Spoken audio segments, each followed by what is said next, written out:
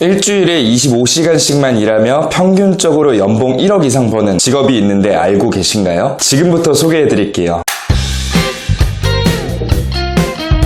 이번 영상을 통해 의사와 기업 고위급 임원직 다음으로 가장 연봉이 높다고 하는 항공기 조종사에 대해 말씀드리려고 합니다. 연봉을 비롯해 복지와 근무시간 등과 같은 모든 것을 말씀드리고 마지막으로는 되는 법까지 설명해 드리려고 하는데요. 영상 끝까지 시청하시면 항공기 조종사의 모든 것을 알 수 있게 되실 겁니다. 보통은 항공기 조종사라는 직업 자체가 고등학교 졸업 후 바로 준비해서 5년에서 10년 이상 준비 과정이 걸릴 것으로 생각을 많이 하시는데요. 그렇지 않습니다. 현재도 20대 중반부터 30대 초중반에 비전공자로서 준비를 시작하시는 분들도 많이 생겨나고 있어요. 최단기로 안전하게 준비할 수 있는 방법이 따로 있으니 꼭 마지막까지 확인해주세요. 그러면 먼저 항공기 조종사에 대해 간략하게 설명을 드리겠습니다. 가장 궁금해하시는 부분이 연봉이라고 생각이 드는데요. 평균적으로 1억이라고 하지만 정확하게 얼마나 버는지 궁금하실 거예요. 한국직업정보연구보고서에 따르면 의사와 기업의 고위급 임원직 다음으로 가장 연봉이 높은 직업이 항공기 조종사라고 나와 있습니다. 정확하게는 대한항공 기준으로 비행수단과 각종 상여금, 해외 체류비와 같은 비용까지 모두 포함하면 기장의 초봉은 무려 1억 원 이상이나 된다고 합니다. 부기장의 평균 연봉은 1억 2천만 원 이상이며 심지어 대형기 기장은 2억 원이 넘어간다고 하네요. 그리고 항공기 조종사의 연봉만큼 높은 복지 혜택들도 있는데요. 항공사에서는 조종사에게 대기업 수준 혹은 그 이상의 혜택을 제공한다고 합니다. 예를 들어 직원용 할인 항공권 제공, 경조사 및 취미, 여가비용, 자녀 학자금 및 보육비, 여행비, 의료비, 주택 자금 지원 등 다양한 복지 혜택을 제공한다고 하는데요. 또 대형 항공사의 경우 1년에 1회 이상 비즈니스석 항공권을 제공하기도 하며 조종사 본인뿐만 아니라 가족이 모두 여행을 자유롭게 다닐 수 있도록 제공되는 부분도 많다고 합니다. 이러한 복지 혜택과 더불어 항공기 조종사의 가장 큰 장점은 근무 시간이라고 할 수 있는데요. 항공안전법상 법정 근로 상한 시간이 조종사에게는 정해져 있다고 합니다. 항공 운항에 있어 조종사의 건강관리가 가장 중요한 부분이기 때문에 정해져 있는 시간이라고 하죠. 정확하게는 일주일에 25시간, 28일에 100시간입니다. 대학병원 의사의 경우 일주일에 평균 60시간 이상 근무를 한다고 하는데 어떻게 보면 근무 시간 대비 연봉의 경우 항공기 조종사가 더 높다고 할 수 있죠. 아무래도 요즘 가장 중요하게 생각하시는 워라밸 부분에 있어서는 최고인 것 같습니다. 그리고 실제 조종사들은 한 달 평균 70시간 정도 근무를 한다고 하니 누구나 꿈꿀 만한 직업이라고 볼 수 있을 것 같아요. 간략하게 항공기 조종사라는 직업에 대해 말씀드렸는데요. 그럼 꿈의 직업이라고 할 수 있는 항공기 조종사 어떻게 준비해야 할까요? 지금부터가 정말 중요합니다.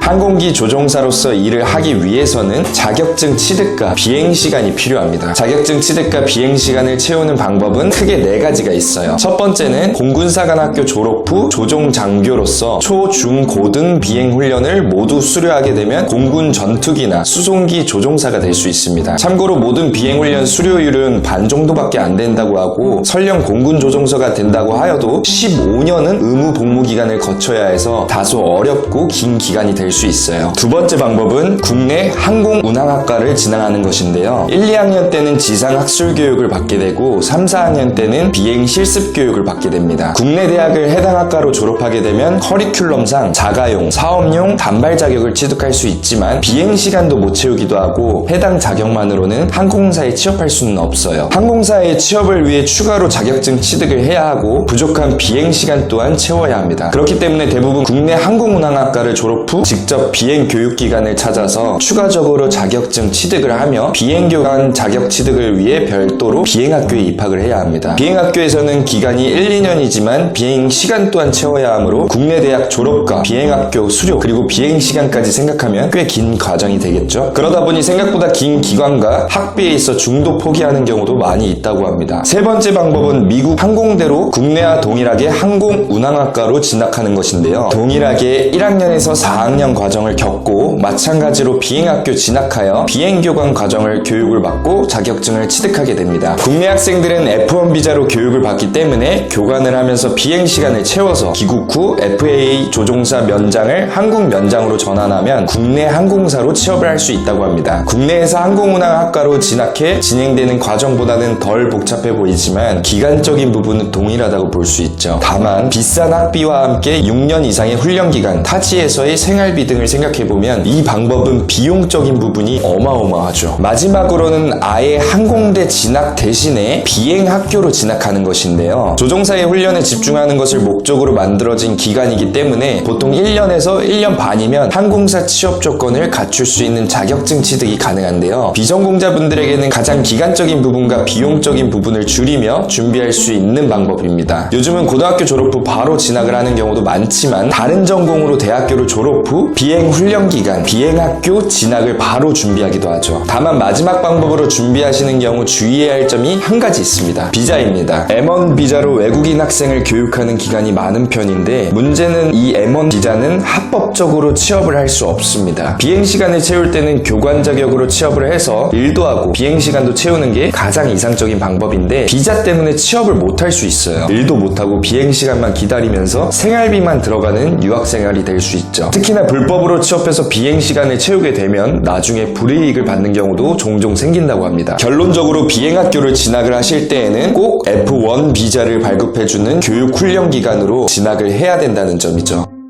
지금까지 항공기 조종사의 모든 것에 대해 말씀드렸는데요. 마지막 방법으로 F1 비자 발급이 가능하여 안전하게 수료 과정을 겪고 자격증을 취득하며 비행 시간을 채울 수 있는 방법에 대해 안내받고 싶으시다면 댓글창에 댓글을 남겨주시거나 댓글창에 문의 링크를 통해 연락해주세요. 그럼 각 상황에 맞게 보다 더 자세히 말씀드리도록 하겠습니다. 긴 영상 끝까지 시청해주셔서 감사합니다. 학자문행제 류멘토였습니다.